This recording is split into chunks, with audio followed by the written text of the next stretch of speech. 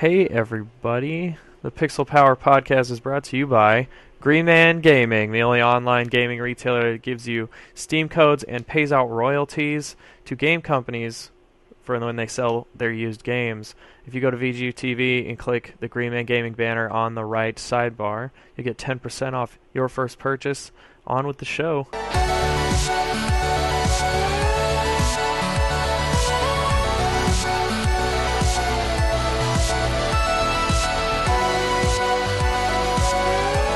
Hey, what's up, everybody? Welcome to the Pixel Power Podcast. This is the first episode. This is VGU.TV's new gaming podcast. I'm your host, Joshua Mobley, and with me this week, the ghost himself, James Pangello. Hello. Alan Meir. Hello. And Adnan Riaz. Hello. What's going on, you guys? This is a new start for us. So, GamerCast is no more. It's gone. I mean, it's not gone. You can still go listen to all the old episodes. Yeah, but we're not going to do it anymore. Just actively, it's dead. It's actively dead. There you go. Mm-hmm. That's how we just lots like of Latin, concerns. you know, Latin. It's still around, but they're not changing it. Yeah, don't they like Latin? Don't they use it when people go to big meetings overseas or whatever, and like not everybody knows the same language, so they all use Latin? Maybe that seems to make sense. I think they do. Since it's dead, yeah. You know, if you know it, then you know it, and that's it. It's not going anywhere. Someone told me that once, that they do that because, you know, not everybody speaks like French and shit, so they all learn. And like everybody always learns Latin, you know, in like their high up schools. So when they go to big meetings where not everybody knows the same language, they just speak Latin. I think that's interesting. That's interesting, cool things that we shouldn't be talking about because this is a gaming podcast. But so we're gonna go over just, you know, big subjects. The way Pixel Power works is we're just gonna like come up with subjects, the biggest subjects that, you know, things that happened this week, and then we're kind of just gonna let the conversation go wherever it wants because this is a conversational podcast, and we were, you know, we're embracing the what's the word? The rambling? Yeah, whatever, sure, yeah. Like when you get off track, we were always I can't remember the word. Anyway, it started with like a T. I don't know. No, I have no idea. Anyway, first subject, big subject that comes up, and we always talk about it. Nintendo has had some crazy financial troubles this week. On top of them, you know, their sales for 2013 weren't so hot. At least, well, the 3DS did good, obviously, because it's the 3DS. It always does good. Yeah, exactly. Well, it didn't do well in the first year. Yeah. Go on. The Wii U did not do that great, and their original projections for 2014 is that they were going to sell about 9 million Wii U's. Oh, wow. And they, yeah, I know, they bumped it down to 2. And I can't recall like what the 3DS bump down was, but let me see if I can find it. But yeah, it's bad. And also their stock price fell from $19 to about $14 in one day. That's not very good. It's not a good sign. Let's see, and they're already saying that they're going to see a loss this fiscal year. Yeah, and we're well, to be fair. Oh, okay. Oh, the fiscal year. Yeah, the fiscal okay, so year is. We're almost done with the fiscal. Yeah, when does fiscal year? Well, I guess every company it's different, right?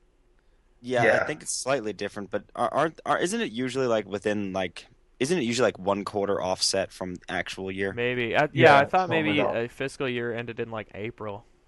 Yeah, that was like somewhere around like March, like April, around the tax time. Yeah, the common fiscal year ends around there. Right. But yeah, they're not looking too hot.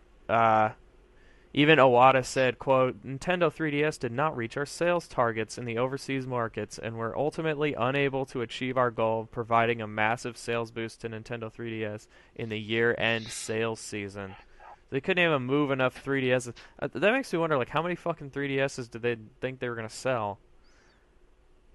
10 trillion. That and 10 trillion. That and like once you have a 3DS, it's not like you're buying another one, you know? Yeah. Well, they normally keep redesigning, don't they? Yeah, So they keep here's the fucking new redesigning. 3DS XXL. They've had how many fucking 3DS There's a redesigns are there? 3DS, There's been 3DS XL, and that's it, I XL, think. and then they had then there's 2DS. Oh yeah, and the 2DS character. And isn't there like Well, the thing is, if you look at the Nintendo DS, though, it's Nintendo DS, DS Lite, DS Lite XI, what's it called? The DS XL. No, isn't it just DSi? Wasn't it DSi? Well, it was like, yeah, whatever. There was like 5 or 6 models of it. Yeah. I don't even understand why they kept doing it as well, because most of them was the same thing. Yeah. But I just don't understand Nintendo. Like, if you want your console to sell, release some games. Like, they literally need to get a logical person to sit in that boardroom with them and say, you know what, guys? If we release some titles, we might sell some consoles. Yeah, the problem is they expect like Mario to always come in and save the day, but it's not enough. Mario's not enough. It's not enough. It's not enough when you're competing. Like Little Big Planet probably trashes on Mario now. And that's just like one exclusive from the Sony market. Maybe not gameplay-wise, because lots of people have problems with Little Big Planet's gameplay. Like, the kind of floaty jumping. But the thing is, like, Little Big Planet in terms of replayability and fun factor is, whipping the shit out of Mario. It just doesn't make sense, though. I mean, like, when I've said this, like, a million times, you have so many characters that you could turn into titles, and then you're not using them. What's the point in having them? Yeah, I mean, like, you release Kid Icarus for the 3DS. It's an incredible title, and it's like, guys, we're not making another Kid Icarus title for 25 years. It's like, well, that's just a brilliant announcement, isn't it? Yeah, I don't know, man. It's strange. They need to just come out with like a Metroid. They need to come out with an F-Zero, and all that. There was an article though on IGN that was like, can the Wii U just like afford to fail? And they said that apparently, like, even if the Wii U does so fucking terrible, like, it can still be okay, but it's just going to put Nintendo's name even more into the ground. Yeah, because they've proven that that market of people who've already bought a Wii U, that it goes down into the ground, and then a new console comes out. Why are you going to buy another Nintendo console if they can't prove that they can hold one console at the minute? Yeah. It's just logically they're going to sink themselves. And Iwata is one of probably the biggest problems with Nintendo at the minute. Because there's no logic in the boardroom. It's just like, simple formulas. If you release those core exclusives that Nintendo has, I think you'll make... They're still caught in that, like, we're still a toy company kind of mentality. Because, they used to be a toy company. It used to be a trading card company. I mean, the funny part is somebody... There used to be a lot of things. There used to be a brothel or something. I remember reading like a fact that they were a brothel at one point. No way. Wait a minute, this sounds hilarious. I think I saw this on UberFacts or something. 7 Nintendo products you never knew existed. Nintendo brothel. What are we gonna Google? Yeah, love hotels. Okay, so the Nintendo that we all know is a family-friendly company with cute characters and good values. Who knew that in the 80s they would have opened and operated a chain of love hotels? There you go. That's awesome. That might be the they were called Sweaty Time.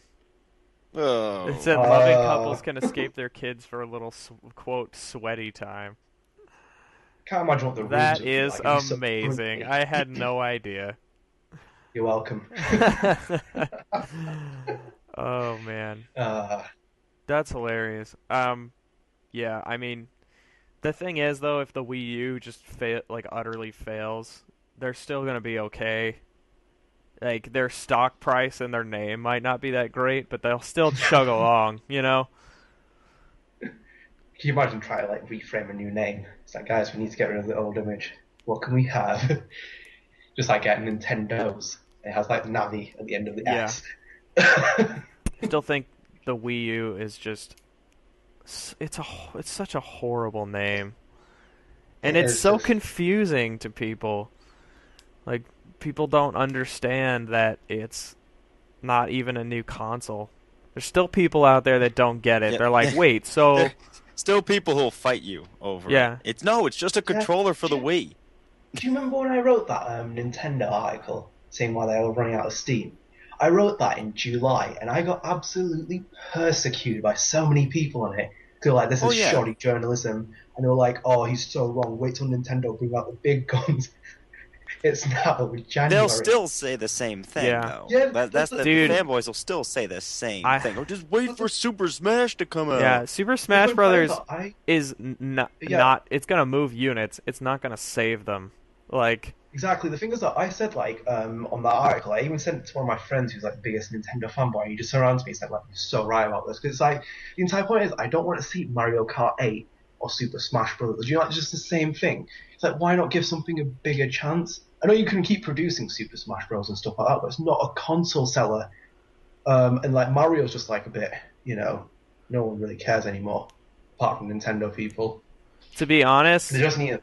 You know what would really sell consoles is a crazy next-gen Zelda that's like open world, 3D. Zelda plus Skyrim. They'd sell it with so much stuff if they made an open world Pokemon game for the Wii U. Josh too said that. Josh Miller. He said that you buy Wii U if there's a Pokemon open world game. It just makes there's so many ideas. Like you could put the VGU they tried putting Pokemon on the GameCube, and it really defeats the entire purpose of Pokemon to put it on a home console. It's called Pocket Monsters for a reason. God damn it, James. Sorry, I turned off the ringer. I said that to him as well because I said that it's like one of the core exclusives for the 3DS that sort of sells the system. Yeah. But it still would be a popular game to be on. The thing is, though, we could literally take the entire staff here, put us in the Nintendo boardroom office, and we could in the boardroom, and we could literally revive that company. Yeah. Because there'd be so many ideas. Like you just throw out a Metro title. I'm sure if you took all the people from Go Nintendo, they could turn that whole company around. Probably. That's a pretty good website. They got nice people over there. But I'm not in the reason to hate Nintendo. Yeah. I'm just a bit I love Nintendo. It's just sad. Yeah, exactly. It's sad seeing it because it's turning into what it shouldn't be. Because it's just they sort of went adrift. It's this soulless husk. Yeah, I have a Wii U. I'm desperate for something to play on it. I'm just sitting there collecting dust. It's been sitting there collecting dust for a year. I mean, if it had the GameCube, well, not exactly the GameCube games, but GameCube equivalent of games, it would sell so much. It would sell so many copies, like the Wii U. Yeah. And then, but the thing is as well, the example is the PS4's been out how long? 2-3 months, and it sold more copies than it sold more consoles than the Wii U. I think it's double, isn't it? I believe so. There's something around that, but it is quite ridiculous how both the other two next generation consoles have come out and double the Wii U's shipping. Yeah. Well, man, I honestly think Zelda is the only franchise that can really save it because people still really like Zelda, but it needs to be a specific way. They really need to change the Zelda formula because Nintendo's in this weird mindset, you love Mario the way it is, so we're not going to do anything to it. It's you get kind of tired of buying the same game, 30 years on. Yeah. Zelda's cool and all, and I like the way it works, but wouldn't you think, the next Zelda on Wii U would be really cool if, it had some really great graphics, it was a completely open world, that had its 8 main dungeons that you have to do, that old Zelda formula. But then there were all these secret dungeons that you could just stumble across. The whole idea behind the original Zelda, the whole idea behind the original Zelda was having that discovery where you could you're scared to go into the forest, but then you do and you find treasure and all that. Bring that back. Why don't we have that great? That's why games like Fallout and Skyrim are so popular because, when you're wandering around, you find interesting and fun things to tell your friends about. But those don't happen in games like Zelda. You're just hey, dude, remember when you rode the horse? Yeah, I remember when I rode the horse. It's not any crazy cool stuff happens that gets people talking about it and makes them remember man, that was a great game. Josh, Fallout and Skyrim has gore. As what? Well, Fallout has gore. Skyrim has they're different. Well, I realize that. Fallout has gore bags. Gore bags? Yeah. Gore bags. Yeah. Oh, man. Yeah, well, I'm not saying, like, have gore in it. I don't care. I just... The whole thing is, like... It's like being a child again. Like, you're scared to walk around a dark forest, but in a game, in Zelda, you wouldn't be able to. There's no fear factor because it's not real. Yeah, but most people don't think that way. I'm saying, like... that most of the Zeldas that come out try to follow that same formula, like that they've been following for like the last 10 years, and I'm saying they need to do something different, and they need to make it more open, like more open world games are. I'm not saying make it like gory and dark. I'm just saying like bring in some of those like, you know, that feeling you get from wandering an open world with tons to discover, you know? That's what Zelda should Yeah, be. and like if you really think about what world. Ocarina of Time was, as much as I love Ocarina of Time, it was a giant empty world with a couple places to go. You know? Agreed. Like what if there were a bunch of things in the middle of it that were like really awesome that you could find, and you know, what if you're like riding Epona and all of a sudden you're like, "Whoa, what's this cave? I've never been in here before." You know, you could go in there. Like that's what would fix that franchise. I don't even care if there's no voice acting in that game, but give me like the exploit. I'll go buy a Wii U if they ever made that game, man. Like that's a reason to buy, or Metroid. That's a reason to buy the freaking console. Like that's something that could save it, because everybody would be like, "Holy shit! Did you see the new Zelda? It looks fucking awesome." You know. There just needs to be new ideas for it. Like, I mean, I don't want to play Dynasty Warriors Zelda game. That looks so dumb. Like they're like Hyrule Warriors, and yeah, I asked that on. When did we record? Oh no, that was retrospective gaming yesterday. That was retrospective gaming. I asked that on. I think that goes up this week, listeners. It's the Assassin's Creed episode. It was like Dynasty Warriors with Zelda. I'm like, that sounds fucking stupid. Who came up with that idea? They were like, let's capitalize on the Zelda market and the Dynasty Warriors market. It's like, is there even a Dynasty Warriors market at this point? Like, who the hell's buying these games? Also, my other problem. If anything, is like, go on. Hello? If anything, Koei has just killed any prospective market that game series has. Do you talking about Dynasty Warriors? Dynasty Warriors, yeah. I don't know, man. Because that series has been around for 15, or actually close to 17 years. The first one was on PS1, right? Yeah, but back in like 97. Yeah.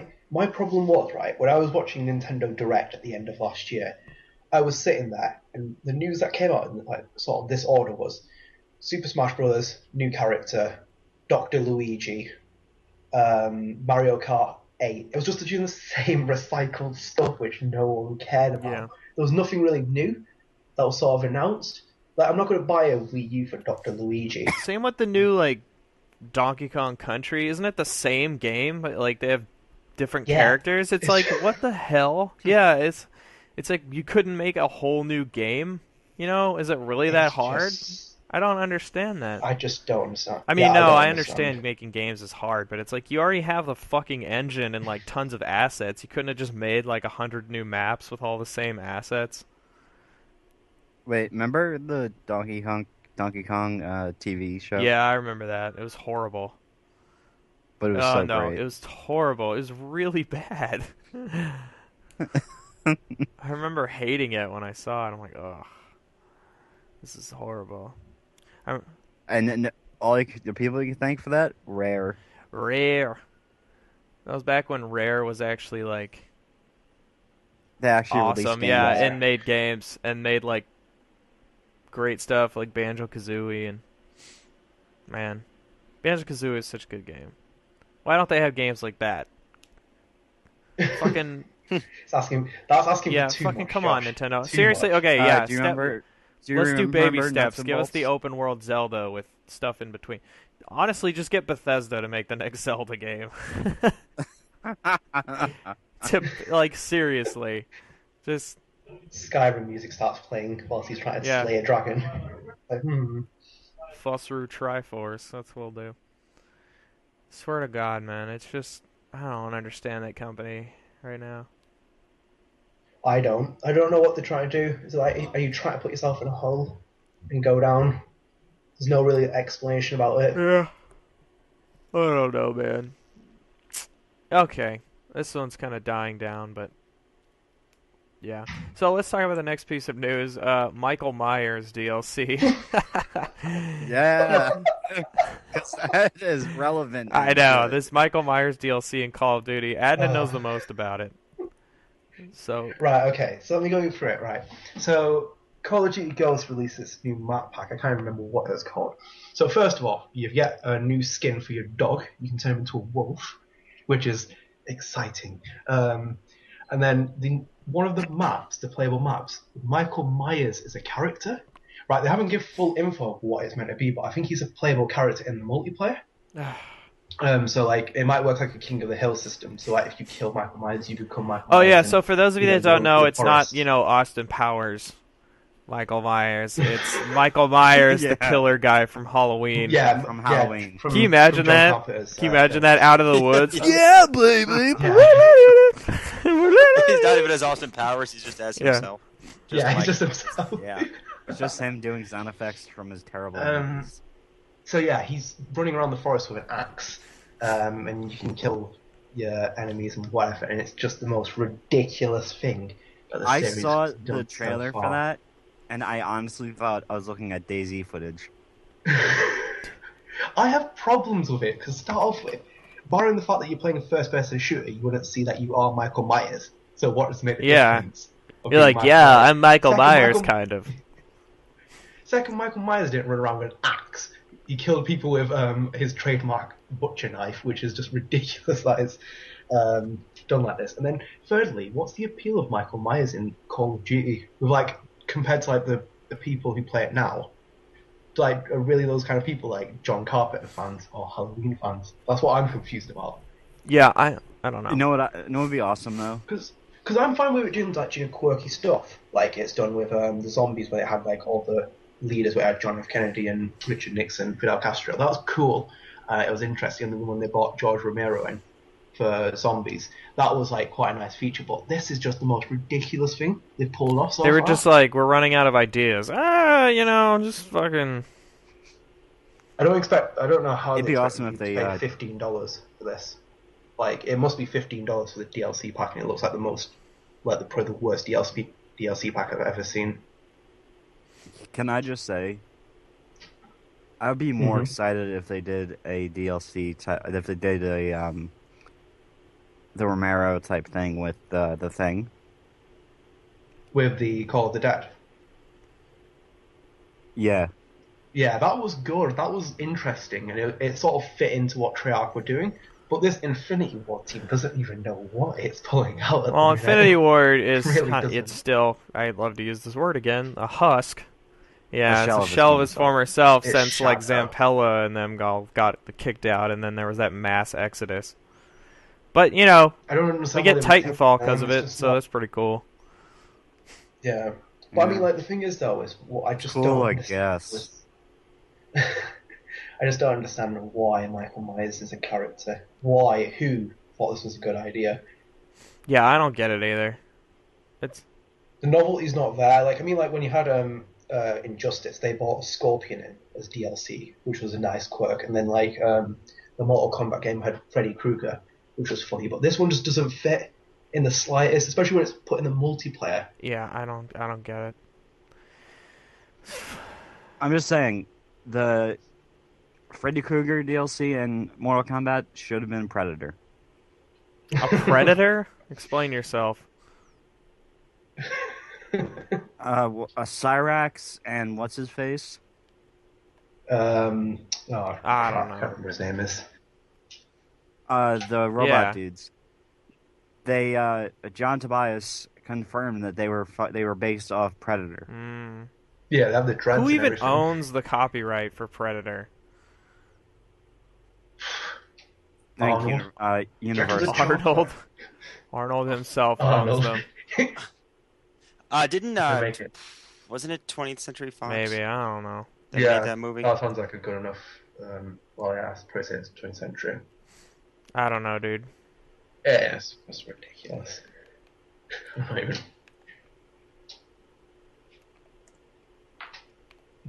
I look forward to the second DLC, and they confirm the ghost from Paranormal Activity's playable character.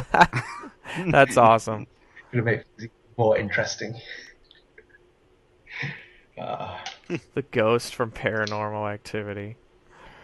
I think they're gonna get Scream Guy. Scream Guy. Is that what he's just called? Scream Guy? That's what I call him.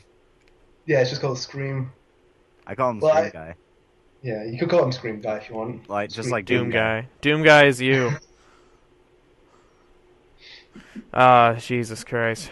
Yeah, I don't understand what's going on with Call of Duty. I don't. Ghostface. His name's Ghostface. Ghostface. Jesus Christ. Come up with a better name. It was the 80s. Scream was not in the 80s. No, that was 90s. I was like, fool. Sorry, 90s. And you call yourself the movie? Yeah, the and horror TV. fan over here. What the hell? Yeah.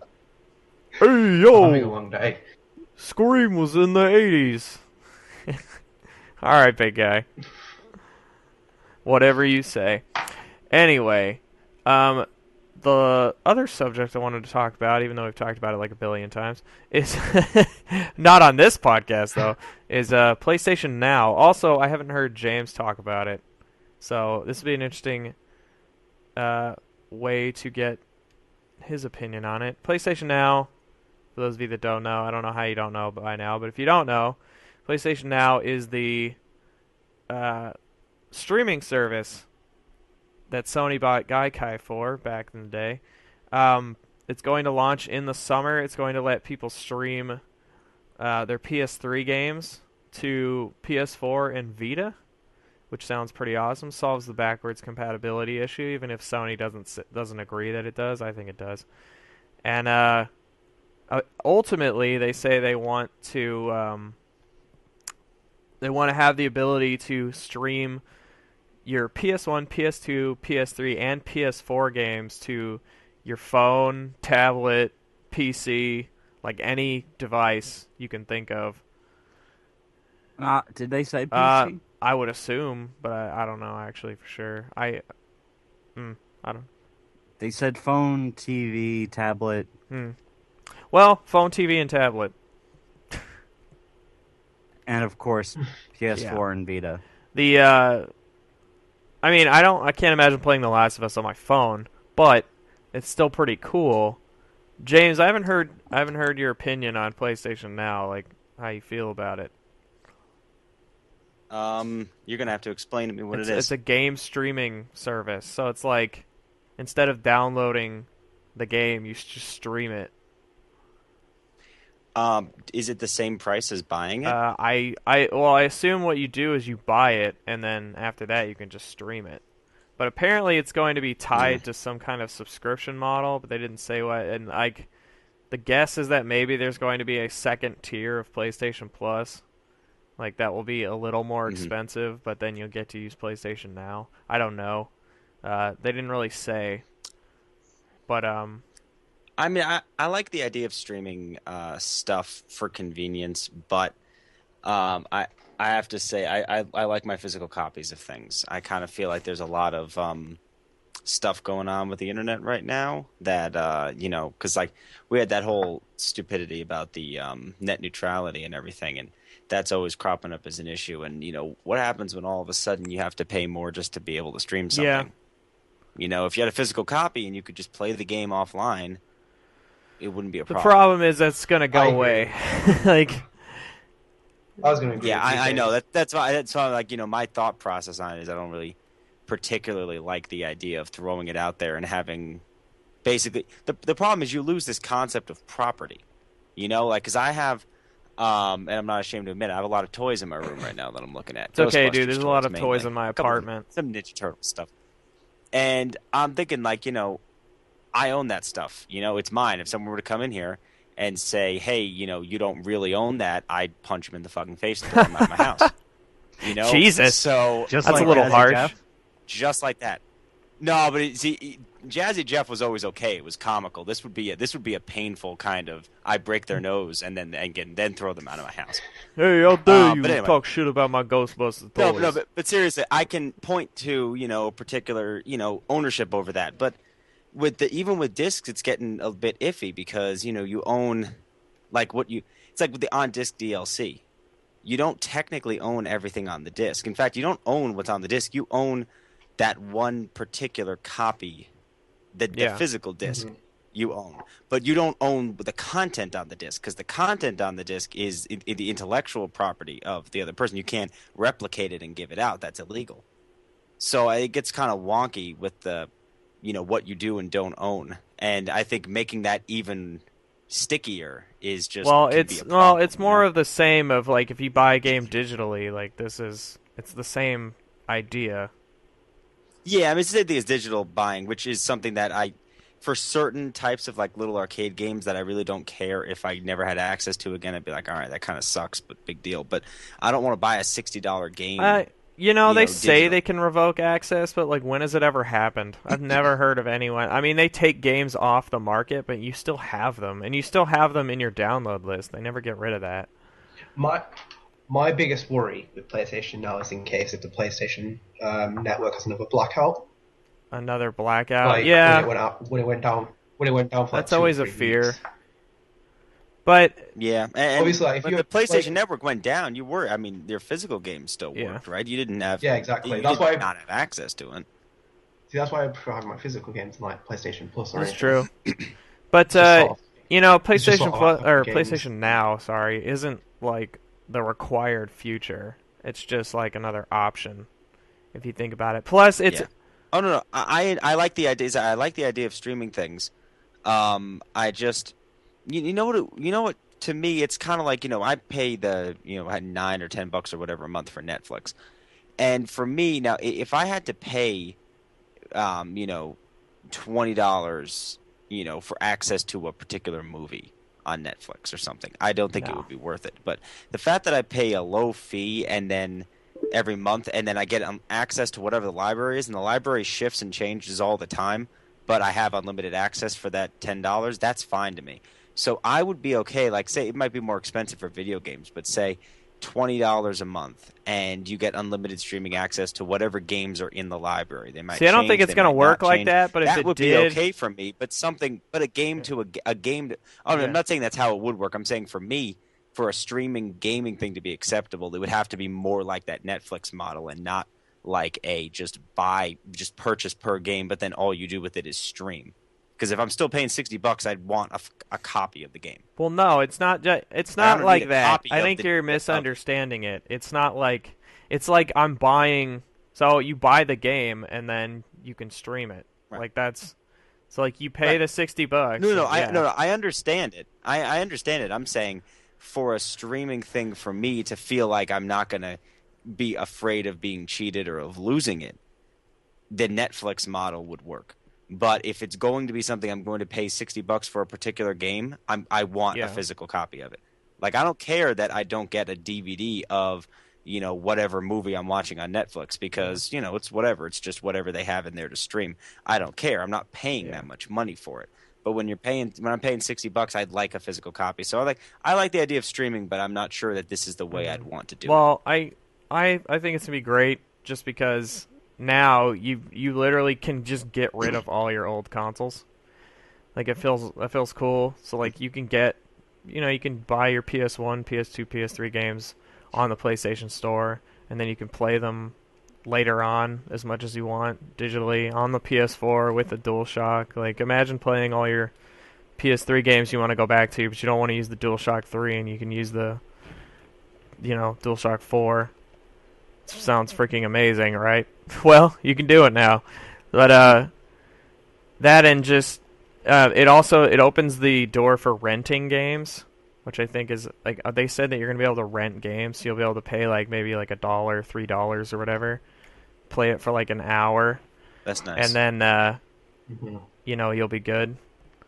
And then you can like say, oh, I want to buy it. Like I like this game, but I think that's gonna be beautiful for people like us who have to review games. You know. Yeah, the renting sound is probably the most appealing thing that you've said about it. I definitely think that seems like a good functionality. Yeah, and the great thing about it, like renting digitally, is that royalties can get paid to developers, so they don't feel like oh, I fucking hate Blockbuster, they don't exist anymore. But you get the picture, or like Redbox, because people are just renting the game, beating it, and taking it home, or taking it back, and I'm not getting a cut. You know what I mean? Now it's like, oh, they're renting it for $1, and maybe we only got like 50 cents. But, that game now is in the mindset of somebody. Maybe they'll buy it later for cheaper. Or it would have worked well for you if you would have bought Proteus. I would not have bought Proteus from... For $1. You would have got the entire For $1, I might not have been so angry about it, actually. The problem is I paid $15 for an island that I could look at. I'm like, that's cool. Yeah, all right. I expected something else, not, we're done. Close your eyes. Oh, yeah, all right. That's what it was. All right, anyway. I think probably last thing we'll talk about is since, PlayStation Now is happening, it's exciting. I signed up for the beta, which we're supposed to hear back pretty soon about like who got in. I guess there's a closed beta at the end of January. God knows, what it's going to entail, what games are going to be available. Like, I imagine only a couple games will be available, like Last of Us will be available and stuff. But I own Last of Us digitally, so that's good. Yeah, so we'll be able to test it out. That's for you, Sony. Please. Let us in the beta. But I'm wondering what you guys think Microsoft's answer. Please, I'm on my hands and knees. Please, I have my hands crossed. He's played so many bad games for you, Sony. Just my thing is, I'm wondering what Microsoft's answer will be, if they have an answer at all. And I'm curious what you think, James, because you're our resident Microsoft person. In response to PlayStation Now, what they will do at all. I don't think they're going to do anything in response to this right now, because I kind of feel like Microsoft has a very specific plan for whatever it is that they're hoping to accomplish, and we're pushing for that all-in-one thing. They're trying to get you to use to kind of get all your entertainment streamed through the Xbox, doing whatever, blah blah blah. I kind of feel like if PlayStation Now takes off, then they will eventually create some kind of countermeasure, some type of thing for it. But I don't think they're going to react to it immediately. I think they're going to wait and see how it does, because they kind of have their own stuff. They really are extended in a lot of different directions right now, so I don't think they want to try to extend it another direction as well, reactionary to something that hasn't even been proven yet. So that's kind of my guess, is that they'll kind of just wait and see what happens. Yeah, it makes sense. Also, I don't think PlayStation Plus is going to take off immediately. It'll probably be something that people like me and Alan and Matt use, and we'll say yeah, it's really cool. It's like PlayStation Plus. Like when PlayStation Plus first came out, I talked it up. I think I jumped in at the second or third month it was available, because I'd heard people saying it was really cool, and then they had some cool games on there that I thought, yeah, I kind of want that, and then I was sticking with it because I loved the service so much, and they just kept adding awesome stuff to it. And I can't speak highly enough of it. It's such a great service. And I think that it's going to be like that. So people will be like, yeah, PlayStation Now is really cool. Like, I can rent games and all that. And people will be like, yeah, okay. And then eventually, a year down the road, when more people start signing up, people will be like, hey, maybe I should try it out. And then, they'll actually do it. But then, you have to think, Sony's been doing it, they've been hitting it out of the park a lot recently. Been doing really well. Sold 4 million consoles in the first month. First month and a half it was on the market. That's fucking insane to me. Think about how many they've sold since then. I know our own resident Zach Davis just bought a PS4. I don't know how much he's been playing it, but he's been playing a lot of Call of Duty on it. And I know they're still incredibly hard to find because every store I go to, there isn't a single one. Yet there's like 20 Xboxes, and I can't find an explanation for that. I'm like, I don't understand. I thought that, you know, they sold 3 million Xboxes, but there's still so many of them.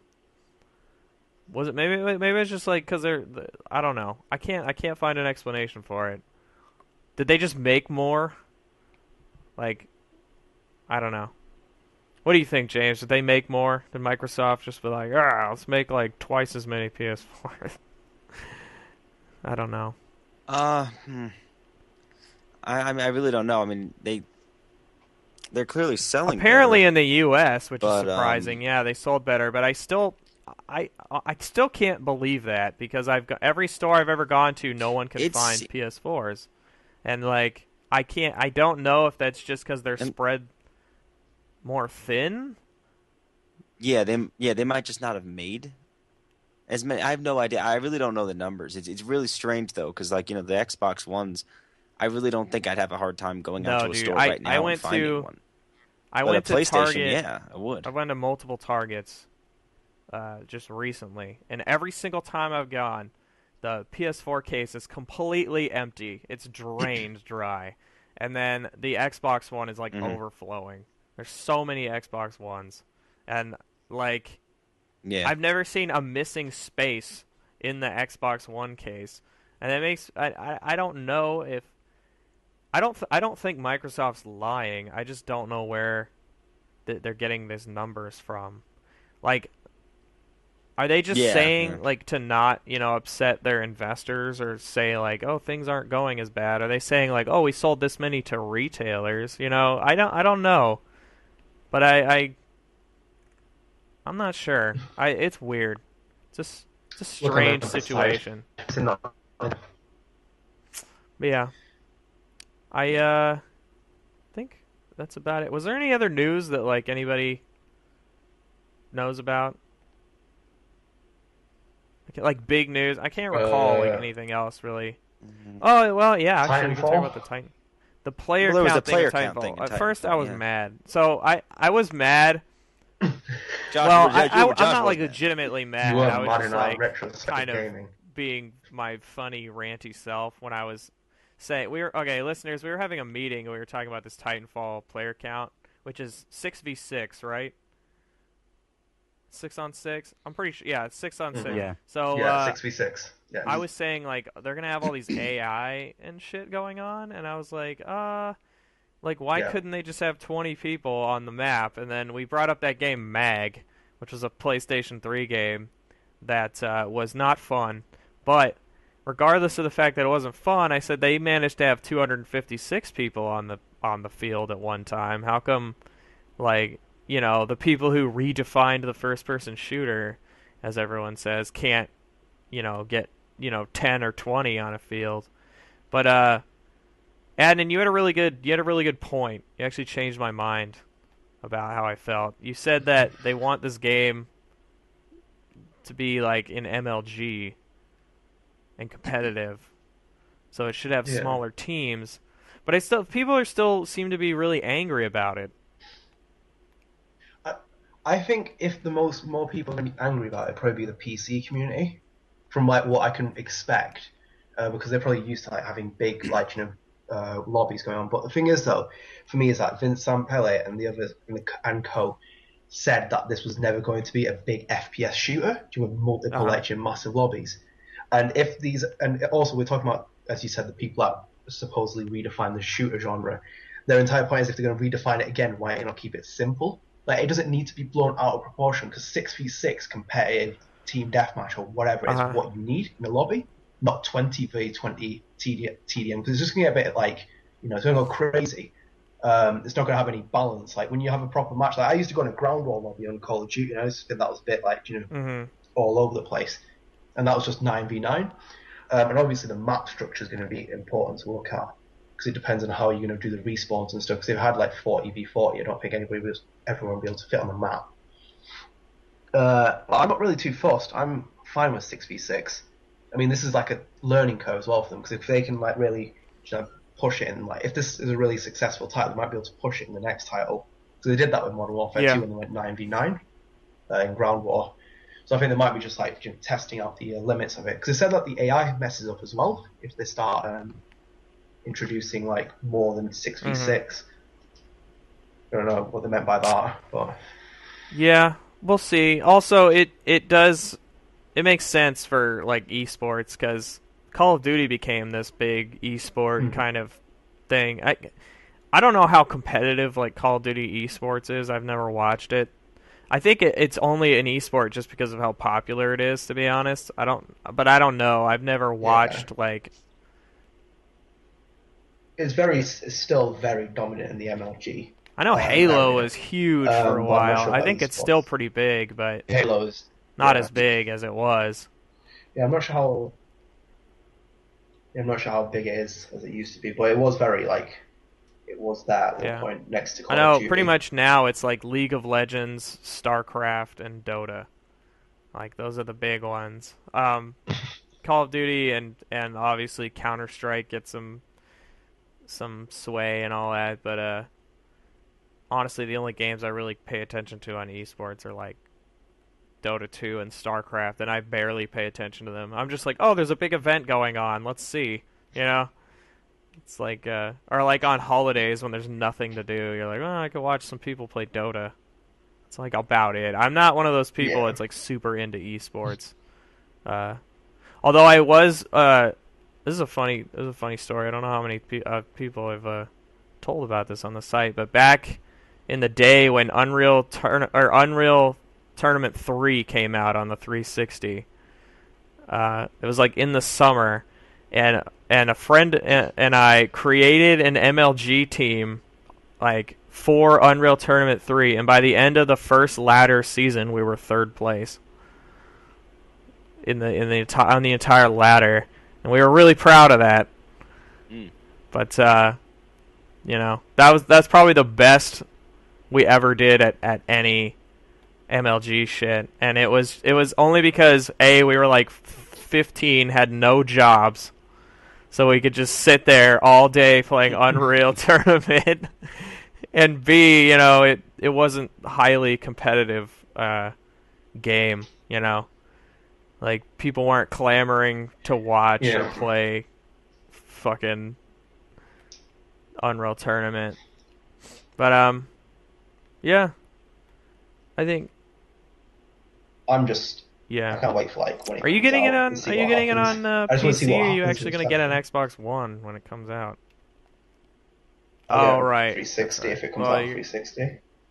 I don't really have an Xbox One. Yeah, I'm going to get the PC version. I'm still upset that they're going to make me use Origin. It pisses me off.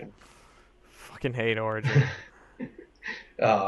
Origin is so annoying. Every bloody EA title. I hate it, dude. As soon as I logged into Battlefield 4 on PS4, and it was like, enter your Origin ID, I was like, fuck! It's like, how dare you? How fucking dare you? Yeah, I know. They just need to give it off. But I still think Titanfall looks really fun. Yeah. Well, that's what I'm more focused on, though, because at this point, I just find the shooter genre not, like, fun. As long as it's a fun title that really like looks new and sort of like feels like it. I don't really need to be like the 10 out of 10 blockbuster people looking for. Just like a very good title which can like appeal to people. Because this could be a system seller for the Xbox. I think there's probably a lot of people out there waiting for Titanfall just to get an Xbox One. Yeah. Yeah. Oh yeah.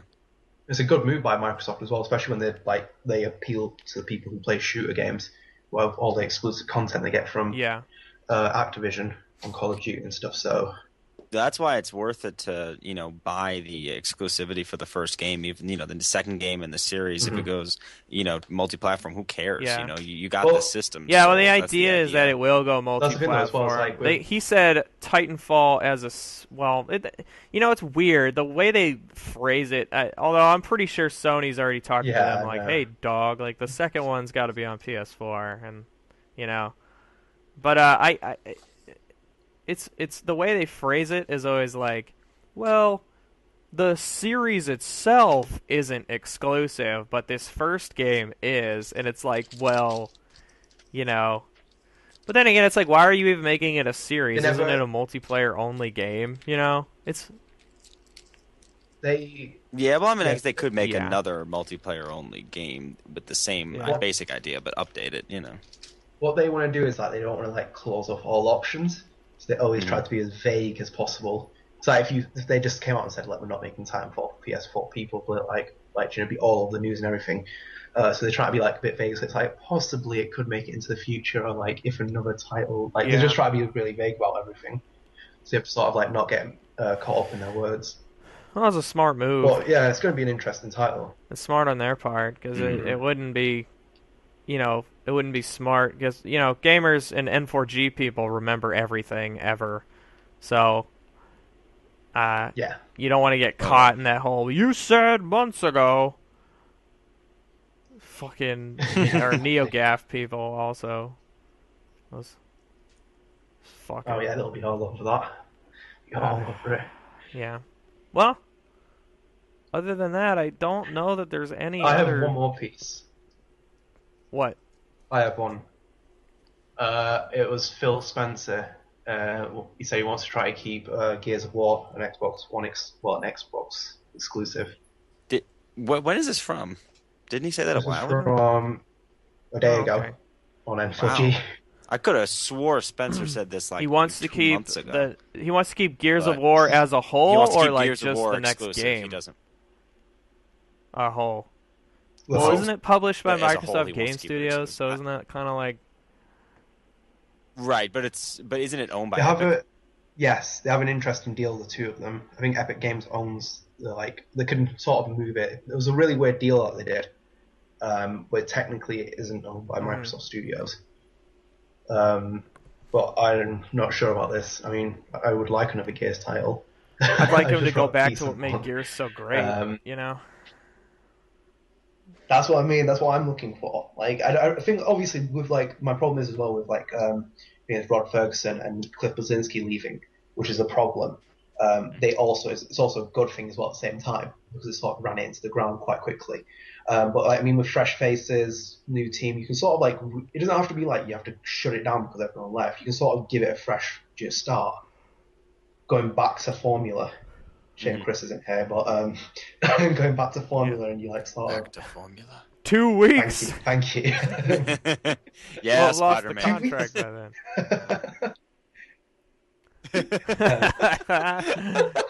Well, have lost the contract by then. I don't think we've made it through any cinema views using that quote, but anyway. I'd love another Gears of War title. I just really want one. But it was a fucking great game. Yeah. It still has a lot isn't of that the potential next as well. retrospective gaming episode? Be Gears of War. That is the next one. Is Gears of War. I mean, I think that this series definitely has a lot of places where it can go. I still I'm probably in the minority here, but I liked Gears Judgment. I didn't think it was as good as the other ones, but I didn't think it was bad. I thought it was fun. It was good for what it was. But yeah, it did feel like a just kind of like it did feel like a spinoff. It was a spinoff, basically a spinoff. It was taking Baird and Cole as the main characters. But I think there's places for it to go. I actually do think that it would be interesting to see the Pendulum Wars instead of the Locust stuff.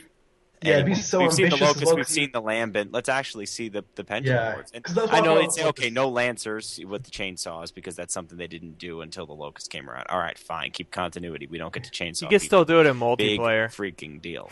I'd rather see a good story. I'd rather see a good story without chainsaws. You can still use the Retro Lancer. It has that sharp little poke in there. Yeah, and that's a pretty awesome melee. Yeah, that is a really cool one that they brought in. But I think with Gears of War 3, it got to the point where it's like Lambert versus Locust versus like humans. It's like who's going to come in next? Like it's like turning into like battle royale between people. It's sort of like spun the story so far, and then got to the end. And I think like if you go back to the Pendulum Wars, get rid of Locust for a time being.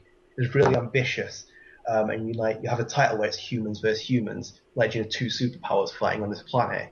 And then give the backstory for everything because it's got a really interesting backstory which leads up to the event. I mean, like, the war's 79 years. Like, you have so much to mess around with. Yeah. there's no way you can't like get bored of the narrative, and then like you also have like Hoffman return in that game, which would be cool because he's or young you in that play game. as Hoffman. Oh Everyone loves shit! Hoffman.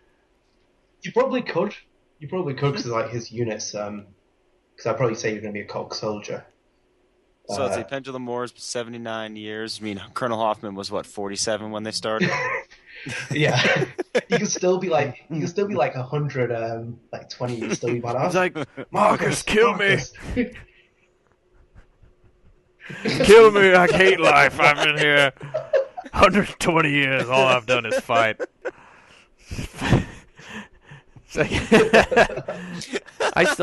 They just need to go back to what made the first Gears of War great. Not all the grandeur. Well, Yeah, if they do go Pendulum back. Wars, obviously there has to be like fucking crazy ass like battles and stuff. But what made Gears 1?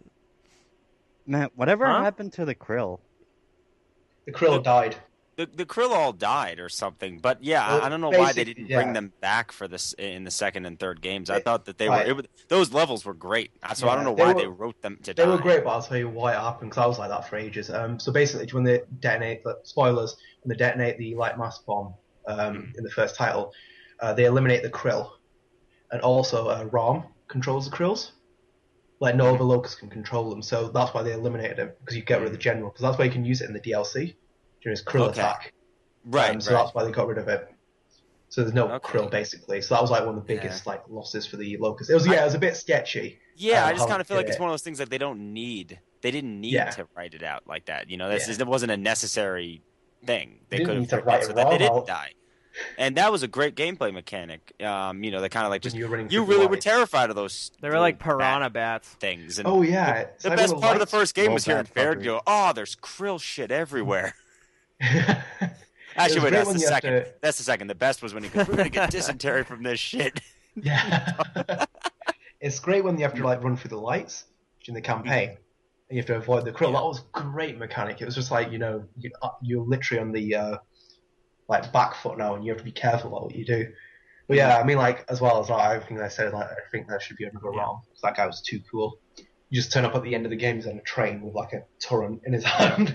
It's like, Well, oh, fuck. You can look for more Gears of War discussion on the next episode of what was it called? God damn it.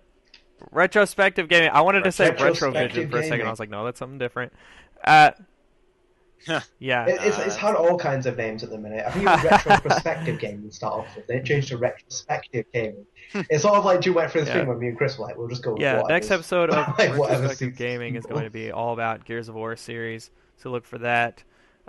Thanks for listening, everyone. I'm actually out of time, but if you want to go and rate us on the iTunes, add us to your favorite playlist on Stitcher, we would be greatly obliged. Of course, you can always find more episodes of this show and other shows on VGU.TV, as well as all of our awesome articles, reviews, videos, trailers, all that good stuff. And, of course, you can follow the show on Twitter at PixelPowerPod. That's PixelPowerPod, no spaces. And hope you enjoyed the show, and we're out. Bye-bye.